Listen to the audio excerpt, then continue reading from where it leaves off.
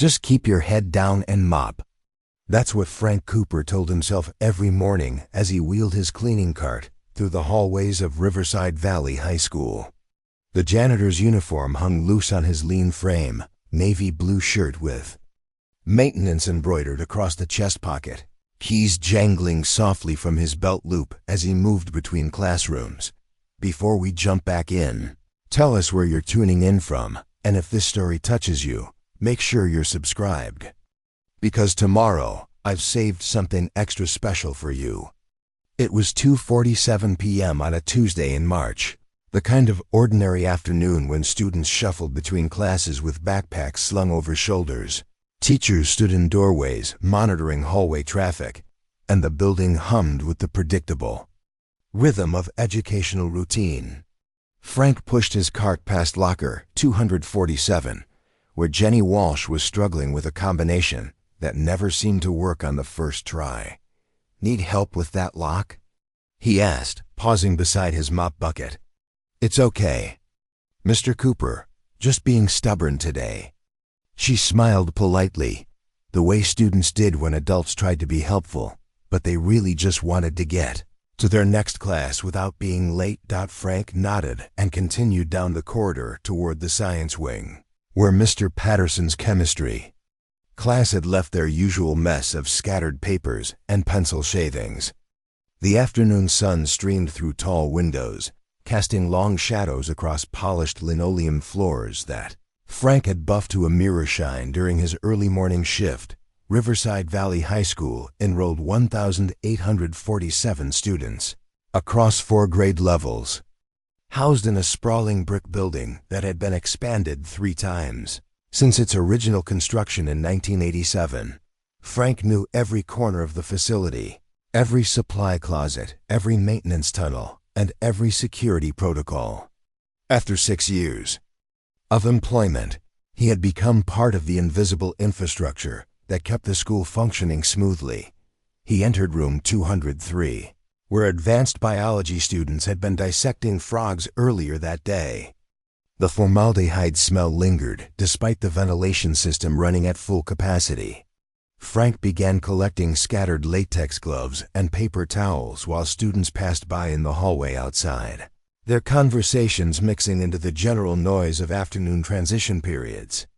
"Did you finish the algebra homework?" one voice called out. "There's a pep rally Friday for the basketball team," another responded. Normal teenage concerns on a normal Tuesday afternoon in suburban Pennsylvania. Frank worked methodically, wiping down laboratory tables with disinfectant, emptying waste baskets, and restoring order to the learning environment. His movements were efficient and practiced, the result of countless repetitions over thousands of school days. At 2:52 p.m., the afternoon announcements crackled through the intercom system with their usual mix of club meeting reminders and administrative updates. "Attention students and faculty. Drama Club will meet Thursday at 3:30 in the auditorium for rehearsal. The library will close early on Friday for inventory. Have a great rest of your day."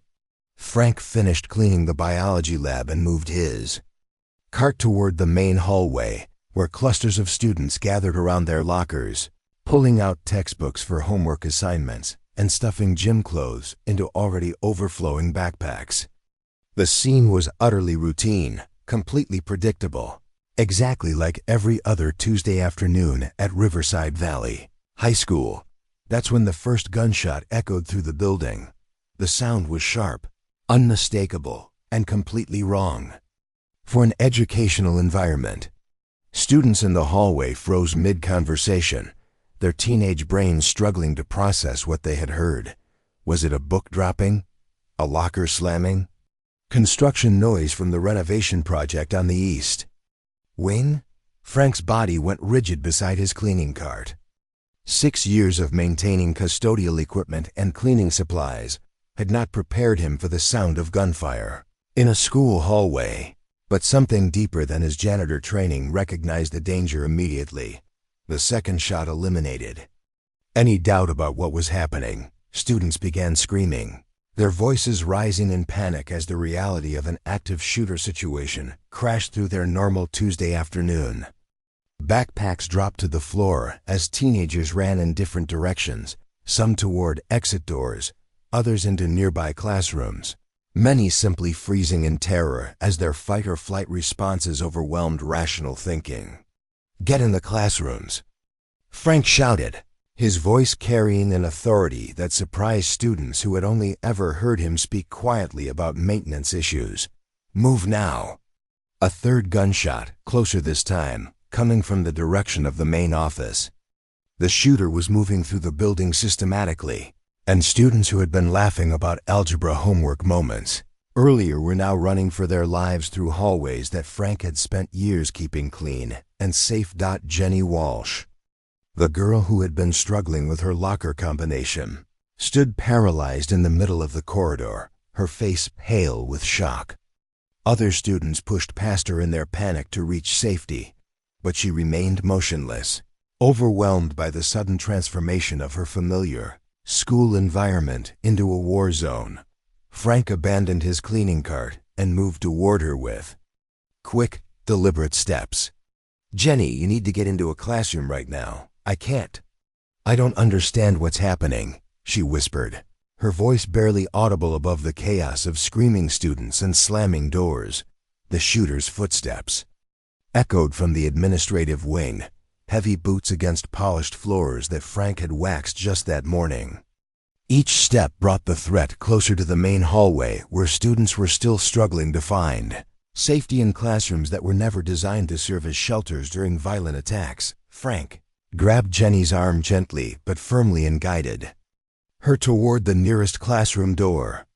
"Mrs. Rodriguez, take her," he called to the Spanish teacher who was trying to get the last few students into her room before engaging the emergency lockdown procedures. "Mr. Cooper, you need to get inside too," Mrs. Rodriguez urged, her voice tight with fear. But Frank was already moving away from the classroom, back toward his abandoned cleaning cart and the sound of approaching danger. The other students and teachers who saw him walking toward the threat rather than away from it stared in confusion and mounting horror. "What is he doing?" someone whispered from behind a barricaded classroom door. Frank reached his cleaning cart and began moving it deliberately down the hallway, positioning himself between the approaching shooter and the classrooms full of students who were desperately trying to hide from violence they had never imagined could reach them in their suburban school. The janitor, who had spent 6 years quietly maintaining their learning environment, was now placing himself directly in the path of someone who intended to destroy it. His movements were calm, purposeful, and completely at odds with the panic that had consumed everyone else in the building. Students, watching through classroom door windows, saw Frank Cooper, the invisible maintenance worker they barely noticed. During normal school days, walking steadily toward the sound of gunfire with nothing but a mop bucket and cleaning supplies for protection, they had no idea they were about to witness something that would change their understanding of courage, protection, and the hidden guardians who sometimes emerge from the most unexpected places when ordinary people face extraordinary evil. Frank Cooper walked through the hallway with his cleaning cart, but something fundamental had changed in his posture and movement. The stooped shoulders and shuffling gait that students associated with the school janitor had been replaced by purposeful stride and tactical awareness that seemed to emerge from some deeper part of his identity. The active shooter rounded the corner from the administrative wing, assault rifle raised and ready. He expected to find a hallway full of terrified students and panicked teachers running for their lives. Instead, he encountered a middle-aged janitor slowly pushing a maintenance cart directly toward him, showing no signs of fear or recognition of the deadly threat he represented. "Get out of my way, old man," the shooter snarled, his voice muffled by the tactical mask covering his face. Frank continued moving forward at the same measured pace, never breaking eye contact with the gunman. His hands remained visible on the cart handle, his expression calm and almost contemplative, as if he were considering a particularly stubborn stain that required special attention. "You don't belong here," Frank said quietly, his voice carrying an authority that seemed completely inconsistent with his maintenance uniform and cleaning supplies. The shooter hesitated, confused by the janitor's complete lack of fear or compliance. Everyone else in the building had responded exactly as he had anticipated, with terror, panic, and desperate attempts to hide or escape. But this maintenance worker was treating him like an unwelcome visitor rather than a deadly threat. "Move, or I'll shoot you right here," the gunman threatened. Raising his weapon higher, Frank stopped pushing his cart, but didn't step aside or retreat. Instead, he reached into his cleaning supplies and pulled out a spray bottle filled with what appeared to be ordinary glass cleaner. He held it at his side, not as a weapon, but as if he were preparing to clean windows after their conversation concluded. Students watching from behind barricaded classroom doors couldn't understand what they were witnessing. The mild-mannered janitor who had quietly mopped their floors for years was standing face to face with an armed killer, showing no more concern than if he were dealing with a broken drinking fountain or overflowing garbage can. "Last warning," the shooter said, his voice rising with frustration and growing uncertainty. Frank tilted his head slightly, studying the gunman with the same methodical attention he had always applied to maintenance problems around the school. "You're making a mess in my building," he said conversationally. "That's going to be a problem." The shooter's confusion was visible even through his tactical mask.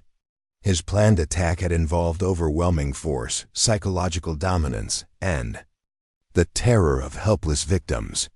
He had not prepared for encountering someone who treated his assault rifle and tactical gear as merely inconvenient obstacles to routine maintenance work. Preparing and narrating this story took us a lot of time, so if you are enjoying it, subscribe to our channel. It means a lot to us. Now back to the story. Frank began moving again, this time abandoning his cart and walking directly toward the armed gunman. Each step was deliberate and unhurried, as if he were approaching a water leak that needed attention rather than a person, capable of killing him instantly. "Stop moving or I'll shoot," the gunman shouted, his voice cracking with mounting panic.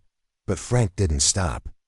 He continued his measured approach, the spray bottle still held casually at his side, his eyes fixed on the shooter with calm assessment that suggested he was evaluating this situation according to criteria that had nothing to do with personal safety. The shooter backed up a step, then another, his tactical advantage somehow diminished by the janitor's complete refusal to acknowledge the lethality of the situation. His training and preparation had focused on controlling terrified victims, not managing someone who appeared genuinely unconcerned about the threat he represented. "What's wrong with you?" the gunman demanded, his voice now edged with genuine bewilderment. Frank was close enough now that students could see his expression clearly through the classroom windows. His face showed no fear, no desperation, no pleading for mercy. Instead, he looked like someone who had encountered an unexpected maintenance issue that would require careful consideration to resolve properly. "Son," Frank said softly, "you've made a serious mistake coming into my school." The simple statement carried weight that seemed completely disproportionate to the source. A janitor in a maintenance uniform, holding cleaning supplies, speaking to an armed terrorist as if the gunman were the one in danger rather than the one creating it. The shooter's weapon wavered slightly as his psychological control over the situation began slipping away. He had planned every aspect of his attack except encountering someone who refused to be intimidated by his show of force. Frank's calm confidence was undermining the fear-based dominance that made mass shootings psychologically effective for the perpetrators. "You don't understand," the gunman said, his voice becoming defensive. "I have the gun. I have the power here." Frank continued his approach until he was within arm's reach of the assault rifle's barrel. At this distance, the shooter could kill him instantly with minimal effort. But instead of cowering or begging for his life, Frank looked directly into the gunman's eyes with an expression that suggested he was the one holding all the advantages. Power, Frank repeated thoughtfully, as if considering the word's meaning. You think that's what this is? He raised the spray bottle and calmly cleaned his glasses, wiping the lenses with a cloth from his pocket while standing directly in front of a loaded assault rifle. The action was so mundane, so completely inconsistent with the deadly situation, that the shooter found himself staring in disbelief. I've been taking care of this school for 6 years, Frank continued conversationally. Every day I clean up messes that other people make. Broken glass, spilled paint, graffiti on the walls. People think maintenance work is simple, but it requires understanding how things work, how to fix what's broken, how to prevent problems before they get out of control. The gunman was backing away now, his tactical superiority somehow neutralized by the janitor's complete refusal to acknowledge it. His carefully planned attack was being derailed by someone who seemed to view armed terrorism as merely another maintenance problem that required proper handling. You're going to leave my school now, Frank said with quiet certainty. Because you don't belong here, and I don't allow things that don't belong to stay where they can cause damage. Students watching the confrontation couldn't believe what they were seeing. Their janitor, the invisible maintenance worker they had barely noticed for years, was giving orders to an armed terrorist as if he possessed authority that transcended weapons and tactical gear. The shooter's confusion was complete. Now, his planned assault had become a psychological battle he was losing to someone who shouldn't have had any power to resist him. Frank Cooper, school janitor, was somehow dominating a situation that should have been entirely under the gunman's control. This isn't how this works, the shooter said weakly. Frank smiled slightly, the expression of someone who had just identified the source of a problem and knew exactly how to fix it. Actually, he said, this is exactly how this works. You just don't understand the system yet. He reached for something else in his cleaning supplies, his movements still calm and deliberate, while the armed gunman found himself waiting to see what the janitor would do next instead of dictating the terms of their encounter. The students, watching from their hiding places, realized they were witnessing something impossible. Their maintenance worker was somehow in control of a situation that should have been completely beyond his capabilities to influence. They had no idea that Frank Cooper's calm confidence came from experience with situations far more dangerous than anything their high school had ever faced, or that his cleaning supplies contained more than ordinary maintenance equipment. Frank reached into his cleaning cart and withdrew what appeared to be an ordinary maintenance radio, the kind custodial staff used to coordinate with the main office about supply requests and equipment issues. But when he pressed the talk button, the transmission that emerged was unlike anything the school janitor would typically broadcast. Sierra Base, this is Maintenance 7. Code Black situation in progress. Hostiles have breached the perimeter. Requesting immediate intervention protocol. The shooter stared in disbelief as the janitor spoke in military terminology that seemed completely inconsistent with his civilian maintenance position. The radio crackled with a response that came far too quickly and with far too much precision to be coincidental. Maintenance 7, Sierra Base confirms. Tactical teams are 90 seconds out. Maintain contact with the hostile until extraction is complete. Understood, Sierra Base. Hostiles are contained in the main corridor. No civilian casualties at this time. The gunman's weapon wavered as he processed what he was hearing. The mild-mannered school janitor was conducting military-style communications with someone called Sierra Base, using tactical language that suggested extensive training in crisis response protocols. What the hell is this? The shooter demanded, his voice rising with panic and confusion. Frank clipped the radio back to his belt with the same casual efficiency he had always shown when responding to maintenance requests. Just calling for some assistance with a cleanup job that's beyond my normal equipment capabilities. The sound of approaching vehicles became audible through the school's windows, but these weren't the sirens and emergency lights that typically accompanied police response to school emergencies. Instead, multiple engines moved with coordinated precision, arriving simultaneously from different directions without announcing their presence through standard emergency protocols.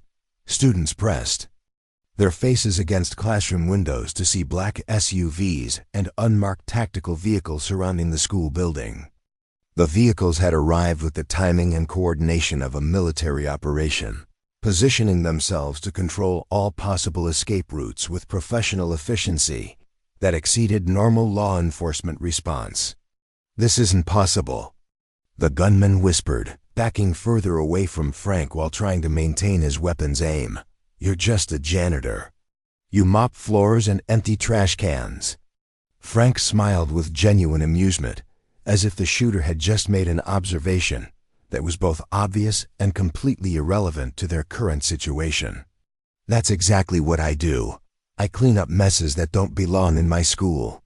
The main entrance doors opened with electronic precision, admitting a team of tactical personnel who moved through the building with the silent efficiency of special operations forces. They wore no identifying patches or agency markings, just black tactical gear and professional coordination that indicated extensive training in high-risk intervention scenarios. The lead operative spoke into his throat, microphone with quiet authority. "Sierra Base Building is secured. Hostiles and assets are located in the main corridor, Section 7. No civilian casualties confirmed." Frank raised his hand in a subtle gesture that the tactical team immediately recognized and acknowledged. The movement was small, almost casual, but it communicated information that allowed the approaching operatives to coordinate their response with perfect precision. "How do you know about military signals?" the shooter asked desperately, his planned attack dissolving into confusion and mounting terror. "Same way I know how to remove permanent markers from classroom whiteboards," Frank replied conversationally. "Experience and proper training for the job requirements." The tactical team moved closer, their weapons trained on the gunman while maintaining professional distance that allowed Frank to continue controlling the immediate situation. Their positioning was textbook perfect, creating overlapping fields of fire while ensuring no risk to the school janitor who stood calmly between them and their target. "Maintenance 7, we have clear shots when you're ready," came the voice through Frank's radio. "Negative, Sierra Base. The subject appears willing to surrender peacefully. Let's keep this clean." The shooter's assault rifle began trembling in his hands as the reality of his situation became undeniable. He had planned to attack a defenseless school full of terrified victims, but instead had encountered a custodial worker who commanded military-grade tactical support with casual radio communications. "Put the weapon down, son," Frank said gently, his voice carrying the authority of someone accustomed to being obeyed during crisis situations. "Your operation is over." Students watching from their hiding places saw their school janitor coordinating with federal tactical teams as if he had been doing it his entire career.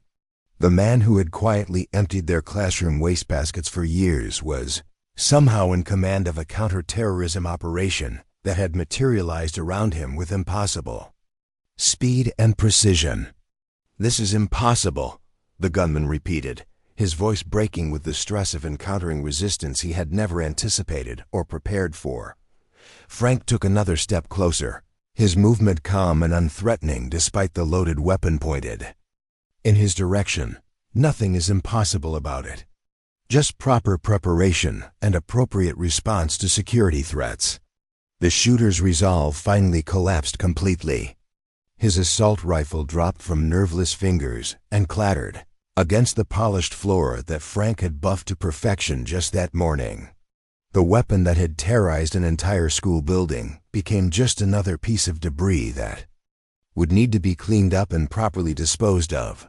"Weapon is down," Frank reported into his radio with the same tone he had always used to request additional cleaning supplies. "The subject is ready for extraction." The tactical team moved forward with coordinated precision, securing the gunman with zip-tie restraints and conducting a rapid search for additional weapons or explosive devices. Their movements were silent and professional, reflecting extensive training in school-based crisis response scenarios. "Clear for medical and forensic teams," the lead operative announced. "The scene is secure for civilian evacuation." Frank picked up the dropped assault rifle with practiced ease, engaging the safety mechanism and checking the chamber with familiarity that indicated extensive weapons training. Students who had known him only as a quiet maintenance worker watched in amazement as their janitor handled military hardware with professional competence. "Frank Cooper, Riverside Valley Maintenance Staff," he announced to the tactical team leader, extending his hand in formal introduction. "Agent Rodriguez, Federal Crisis Response Unit," came the reply, along with a respectful handshake that acknowledged Frank as a peer rather than a civilian bystander. The entire intervention had taken less than 4 minutes from Frank's radio. Call to the gunman's surrender. Students who had expected to spend hours hiding in terror while police negotiated with an armed terrorist instead witnessed their school janitor coordinating a flawless federal operation that ended the threat with 0 casualties. "How did they get here so fast?" whispered Jenny Walsh from behind Mrs. Rodriguez's barricaded classroom door. "How did Mr. Cooper knows what to call them?" asked another student. Teachers who had worked alongside Frank for years stared in disbelief, as federal agents treated their custodial colleague with obvious respect and professional recognition. The quiet man who had maintained their school building possessed capabilities and connections that exceeded anything they had imagined possible. Frank began collecting his cleaning supplies while federal personnel processed the crime scene and prepared for student evacuation. His movements returned to the familiar efficiency of routine maintenance work, as if coordinating counter-terrorism operations was just another aspect of keeping the school environment safe and functional. "Maintenance 7, excellent work," came the final transmission through his radio. "Sierra Base is standing down. Resume normal operations." "Copy that, Sierra Base. Just another day at the office." Students watching Frank return to his custodial duties realized they had witnessed something extraordinary, but they still had no understanding of who their school janitor really was or why federal tactical teams responded to his radio calls. With military precision, the man who had spent 6 years quietly maintaining their learning environment had just demonstrated capabilities that suggested his maintenance uniform was covering something far more significant than anyone had ever suspected. As federal agents processed the crime scene and prepared for student evacuation, Principal Margaret Stevens approached Frank with questions that had been building since she witnessed him coordinate a military-style operation from her school's main hallway. The man she had hired 6 years ago as a custodial worker had just demonstrated capabilities that suggested his employment application hadn't told the complete truth about his background. "Frank," she said quietly, "I think we need to have a conversation about who you really are." He finished securing his cleaning cart and looked at her with the same mild expression he had always worn during their routine administrative meetings. "I'm exactly who I've always been, Margaret. Frank Cooper, maintenance staff, employee number 4471. Maintenance staff don't typically coordinate federal tactical operations," she replied, gesturing toward the agents who were treating him with obvious professional respect. Frank glanced around the hallway where students were beginning to emerge from their hiding places, their faces reflecting shock, confusion, and growing awareness that their understanding of their school's security had been fundamentally incomplete. The crisis was over, but the questions were just beginning. "Let's talk in your office," he suggested. "This conversation requires some privacy." They walked together past federal personnel who nodded respectfully to Frank as they documented evidence and interviewed witnesses. The deference shown by highly trained government agents toward a school janitor was impossible to ignore, but Frank moved through their acknowledgement as if federal recognition was a routine part of his custodial duties.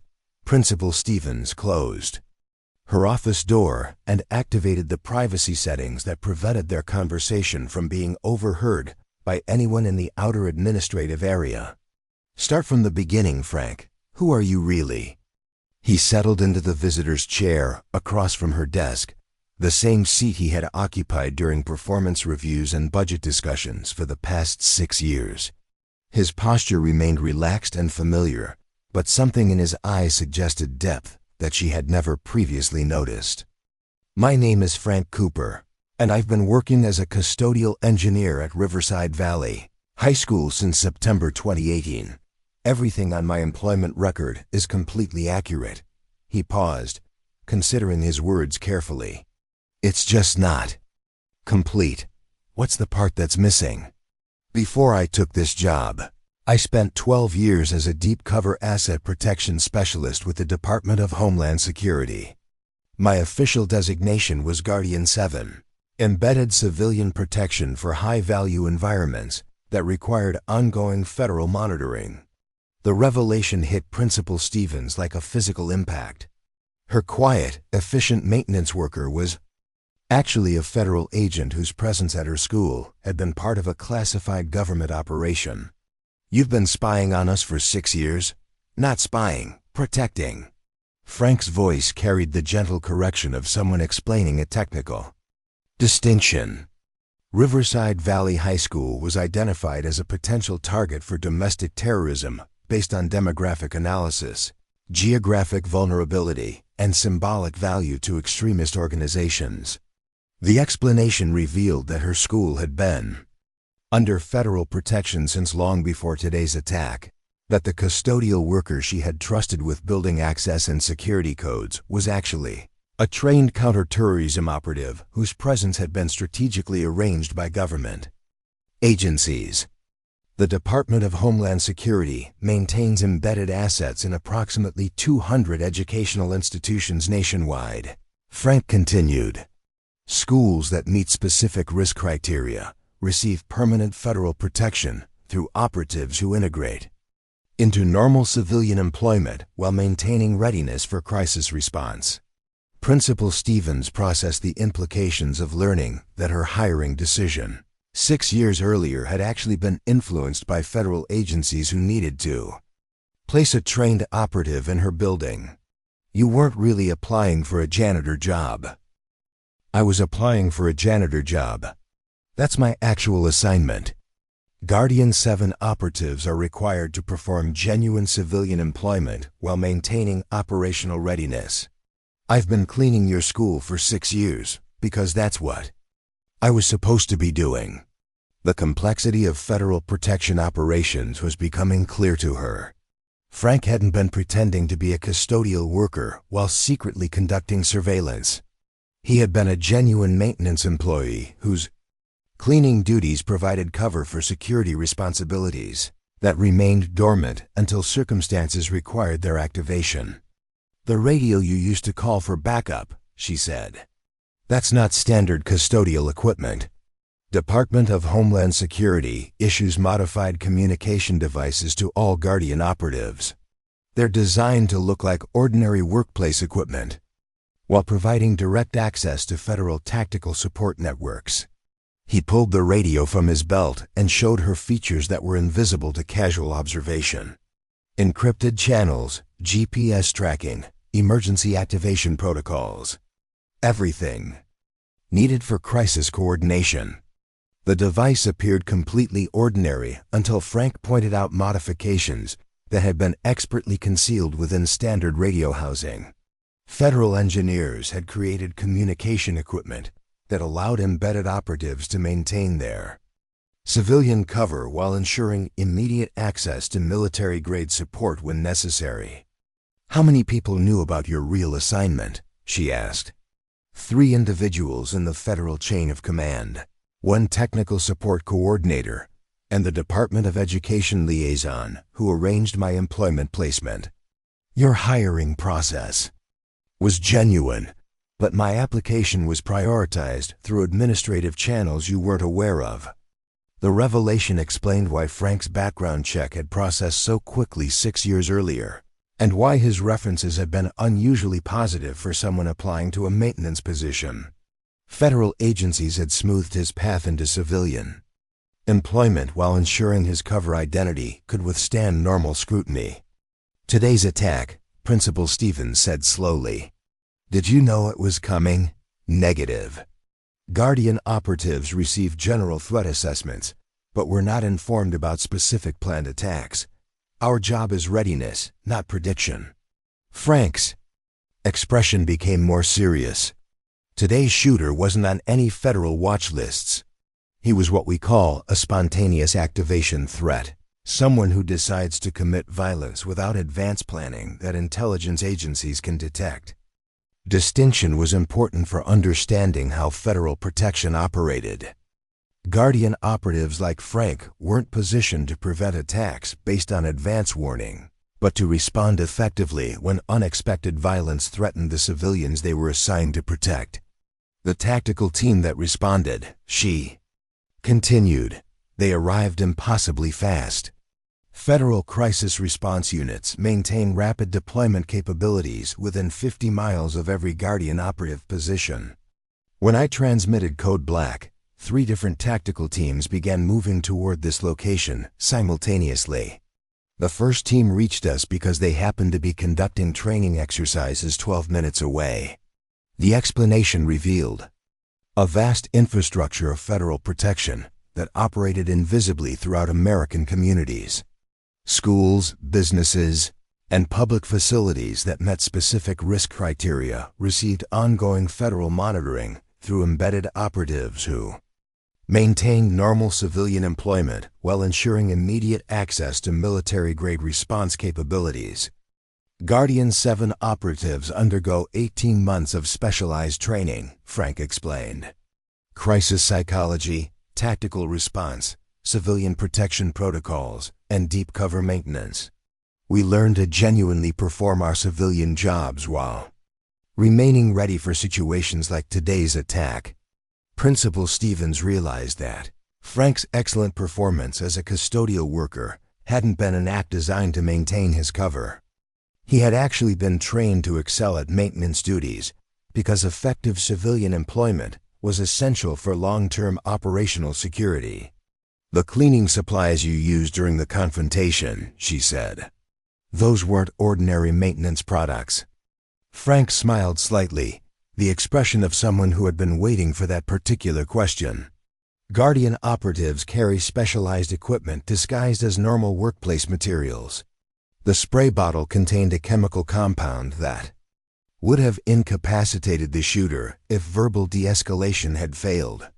The cloth I used to clean my glasses contained carbon fiber threading that could have been used for restraint purposes.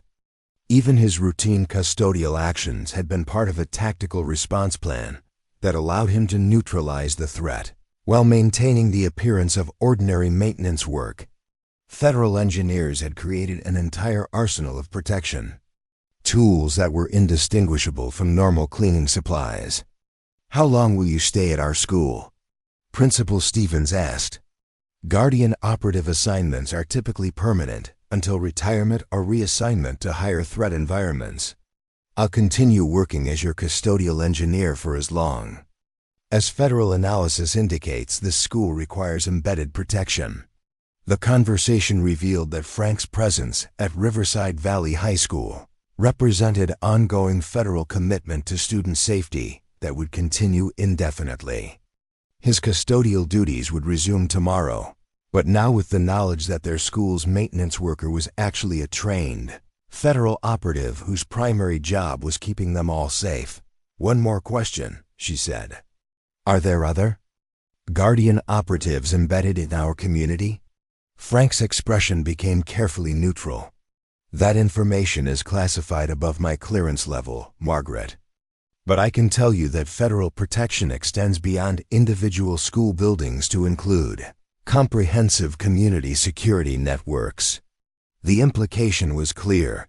Frank Cooper might not be the only federal operative living and working in their suburban community under civilian cover, maintaining readiness to protect citizens who had no idea they were under professional government protection. word of Frank Cooper's true identity spread through Riverside Valley High School with the speed that only teenage communication networks could achieve. By Thursday morning, 2 days after the attack, every student knew that their quiet custodial worker was actually a federal agent, whose presence had been protecting them for 6 years without their knowledge. Jenny Walsh approached Frank as he cleaned the water fountains near her locker, the same routine maintenance task he had performed countless times before. But now her expression held awe and gratitude rather than polite indifference. "Mr. Cooper," she said hesitantly, "I wanted to thank you for saving our lives. I mean, all of us." Frank looked up from his cleaning with the same gentle smile he had always shown to students. But Jenny noticed something different in his eyes now, a depth of experience that she had never recognized during their previous casual interactions. "Just doing my job, Jenny, same as always." "But it wasn't the same as always, was it? You've been protecting us this whole time, and we never knew." Other students began gathering around them, drawn by the unprecedented opportunity to speak directly with someone who had revealed himself to be far more than anyone had imagined. Marcus Rodriguez, captain of the debate team, voiced the question that everyone was thinking. "Mr. Cooper, how many times have you stopped threats we didn't know about?" Frank considered the question carefully before responding.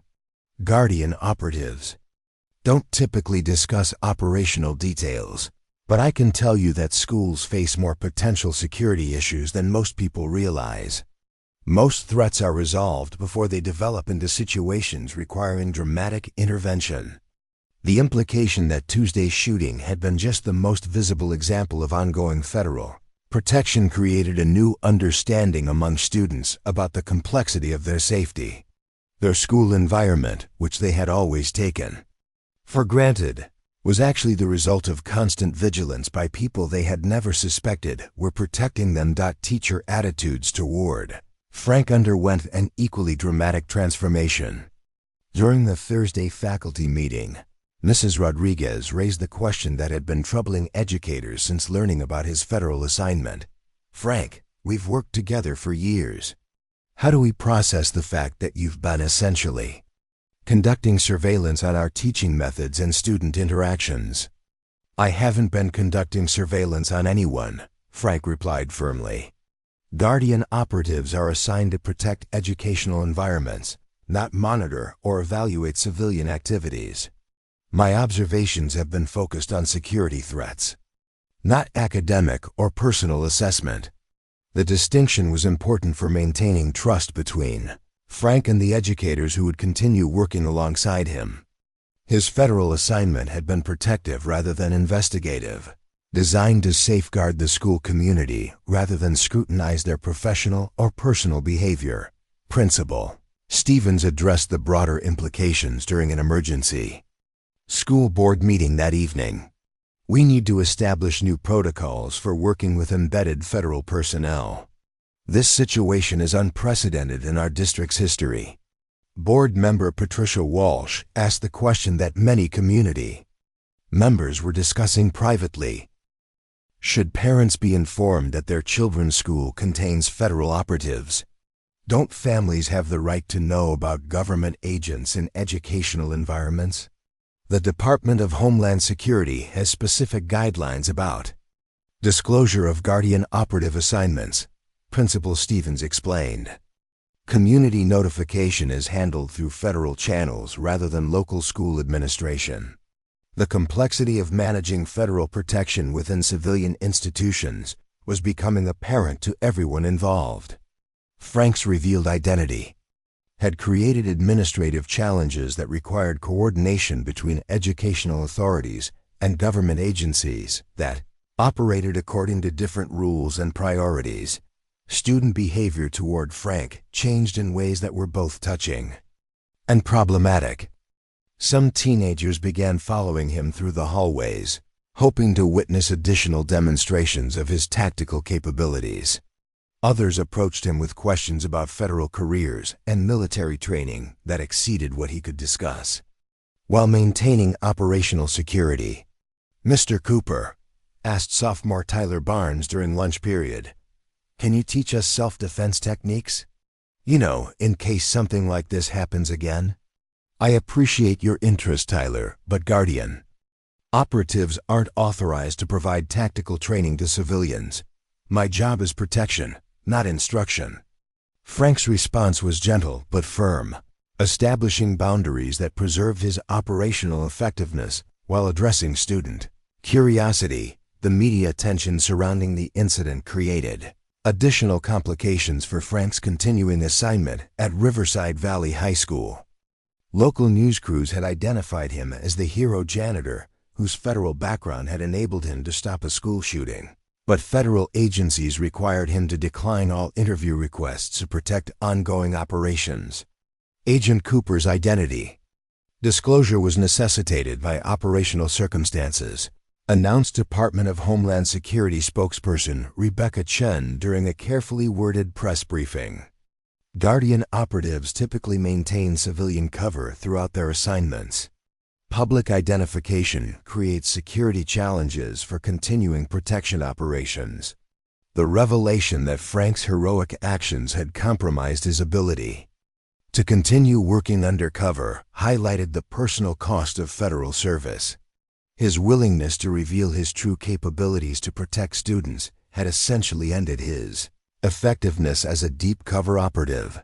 Parent reactions ranged from gratitude to concern about the implications of federal agents working in educational environments without community knowledge.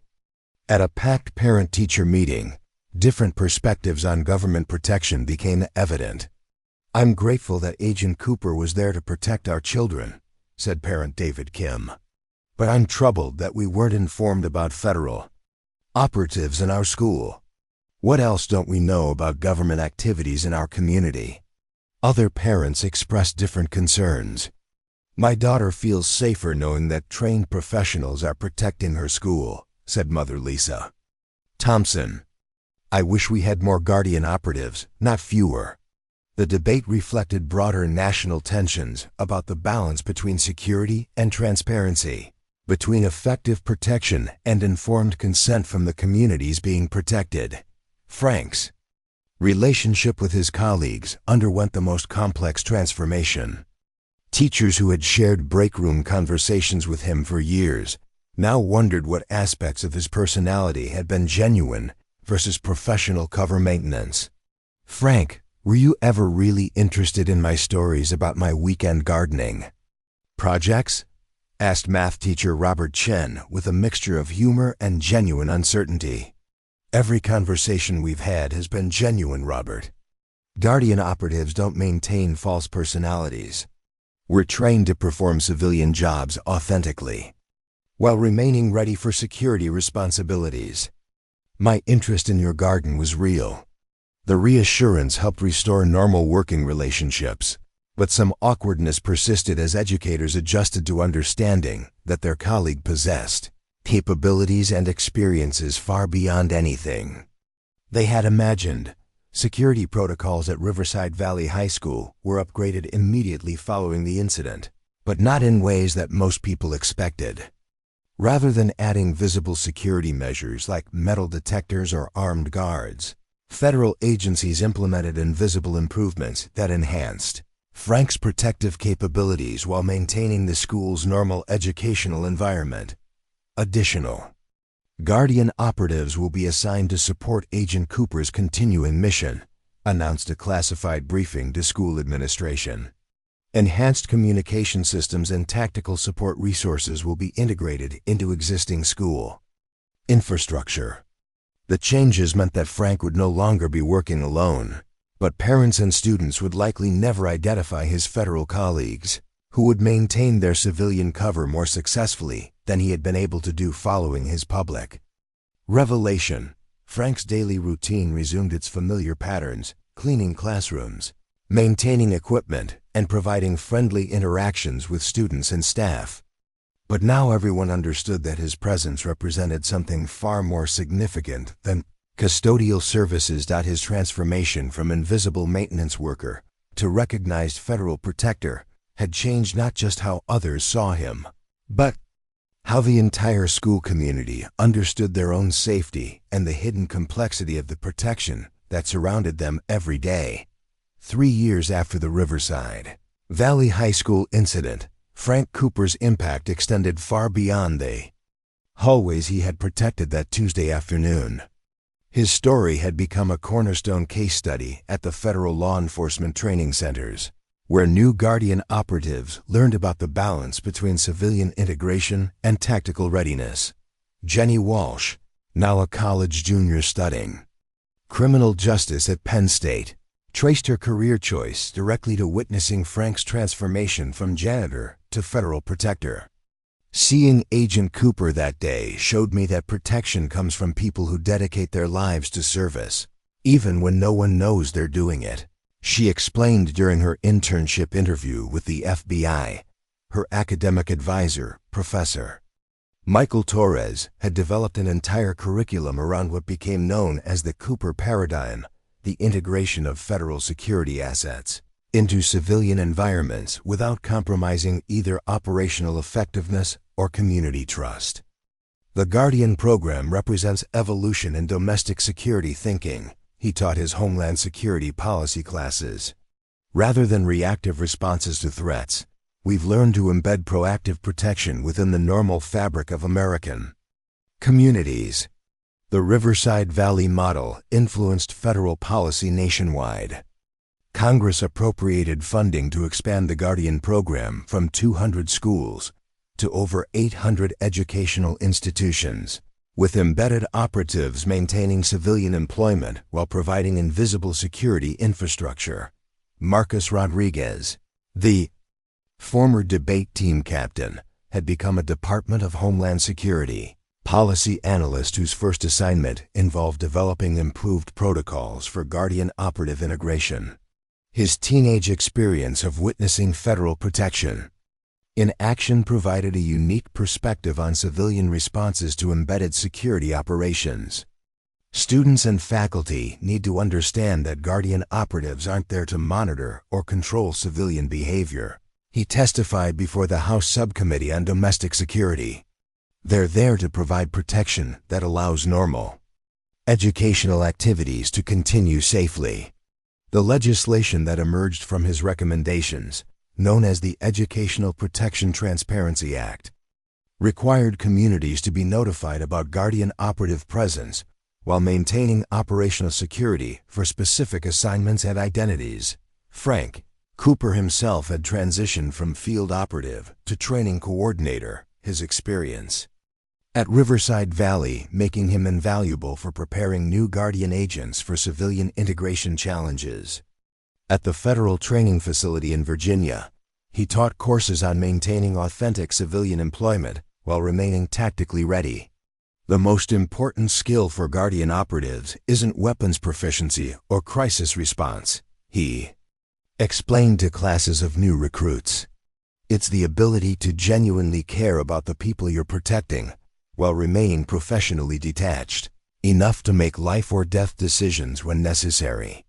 His training program emphasized authentic relationship building with civilian colleagues and community members.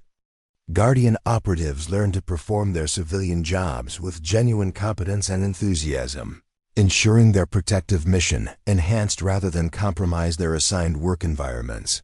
Tyler Barnes, the student who had asked Frank about self-defense training, joined the Air Force after high school and was eventually selected for security forces training specifically because of his interest in protective operations. His military recruiter noted that his motivation essays consistently referenced the importance of hidden guardians who protect communities from threats they never see. Principal Stevens had become a national advocate for school security integration, speaking at educational conferences about the benefits and challenges of working with embedded federal personnel. Her experience managing Frank's revealed identity had made her an expert on administrative protocols for institutions containing Guardian operatives. The presence of trained federal protection doesn't change the fundamental mission of education, she addressed the National Association of Secondary School Principals. It enhances our ability to provide safe learning environments where students can focus on academic achievement rather than security concerns. Her advocacy contributed to revised emergency response protocols in school districts nationwide. The coordination between civilian administrators and embedded federal assets that had proved effective during the Riverside Valley crisis became the template for integrated security planning in educational institutions across America. The ripple effects extended into teacher preparation programs, where education schools began incorporating basic security awareness training into their curricula. Future educators learned to recognize potential threats while understanding their role in supporting rather than compromising embedded protection operations. Professor Linda Martinez at Teachers College, Columbia University, who had previously developed a security curriculum based on the Jefferson Ridge operation, expanded her program to include the Cooper case study. Educators need to understand that effective school security often involves personnel whose protective capabilities aren't immediately visible. She taught her student teachers the psychological research conducted on students who had experienced the Riverside Valley incident revealed long-term positive effects on their understanding of service, protection, and civic responsibility. Dr. Patricia Wells published longitudinal studies showing that exposure to effective federal protection during adolescence increased rates of public service career choices and community involvement. Students who witness dedicated protection professionals during formative years develop enhanced appreciation for the complexity of security and the importance of service-oriented careers. Her research concluded in the Journal of Educational Psychology. Community attitudes toward federal protection evolved significantly in the years following Frank's revelation. Initial concerns about government surveillance in civilian environments gave way to appreciation for sophisticated protection that operated without interfering with normal community activities. Real estate values in the Riverside Valley area increased as families specifically sought homes in districts known to have enhanced federal security presence. The school that had been targeted for destruction became a symbol of effective protection and community resilience. Local law enforcement agencies developed improved coordination protocols with federal guardian operatives, creating information sharing agreements that enhanced overall community security without compromising operational secrecy for embedded assets. Sheriff David Coleman, who had initially struggled to understand federal operations in his jurisdiction, became a regional advocate for integrated civilian-federal security cooperation.